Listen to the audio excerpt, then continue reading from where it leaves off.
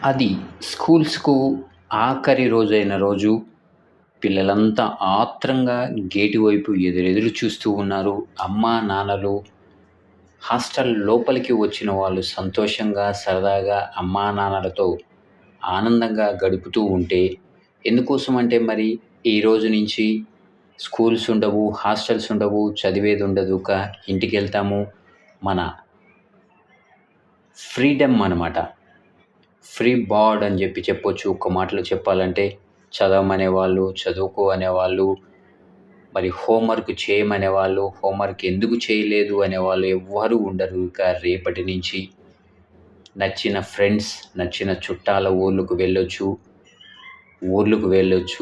సరదాగా సందడిగా గడపొచ్చు అనే సంతోషం. మరి నాన్న వచ్చిన వాళ్ళు బయటికి వెళ్ళి అన్నీ సర్దుకొని బట్టలు, బ్యాగ్స్ తీసుకొని బయలుదేరటానికి సిద్ధంగా ఉన్నవాళ్ళు, ఇవంతా కూడా హాస్టల్ ముందు బైకులు తీసుకొని వచ్చిన నాన్నలు లోపలికి వెళ్ళి మరి వాళ్ళ పిల్లలను రెడీ చేసి అన్నిటిలను సర్దుకొని బుక్సు, బట్టలు, బ్యాగ్సు ఇవన్నీ కూడా సర్దుకొని ఆటోల్లో వాళ్ళు ఆటోలో, కార్‌లలో వాళ్ళు కార్‌లలో, బైకులో వాళ్ళు రావటం జరిగింది. అక్కడి నుంచి బయలుదేరి వస్తే మనం బస్ స్టాండ్‌కొస్తే చూస్తున్నాం కదా! బస్ స్టాండు మామూలుగానే పెళ్ళిళ్ళ సీజను రద్దీగా ఉంటుంది.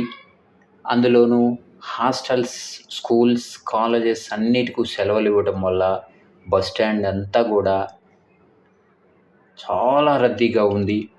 ఎక్కడ చూసినా విపరీతమైన క్రౌడ్ ఉంది. సామాన్లతోటి పెట్టుకొని ఎక్కడం చాలా ఇబ్బందిగా ఉంటుంది. మామూలుగా మనుషులు నిలబడటానికే ఖాళీ లేకుండా క్రౌడ్ ఉండటం వల్ల, పెళ్ళిళ్ళ సీజన్ కావటం వల్ల, అందులోనూ హాస్టల్స్‌లో ఉన్న పిల్లలందరూ తిరిగి వాళ్ళ సొంత ఊర్లకు వెళ్తూ ఉండటం వల్ల చాలా రద్దీ ఎక్కువగా ఉంది. హాలిడేస్ వచ్చాయి కదా మరి!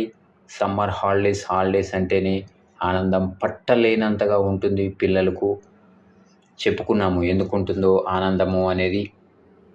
అలాంటి ఆనందము, అలాంటి రోజు రానే వచ్చింది అన్న సంతోషంతోటి మరి కేరింతలు కొడుతూ వాళ్ళ సొంత ఊర్లకు వెళ్తూ ఉన్నారు.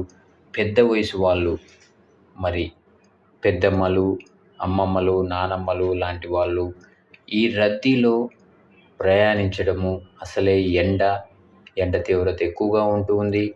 కాబట్టి అవసరమైతేనే బయటికి రండి. అవసరమైనప్పుడు మాత్రమే ప్రయాణాలు చేయండి. హాలిడేస్ వచ్చాయని పిల్లలు మరి తాతయ్యలు చెప్పిన మాట వినండి. ఎండలో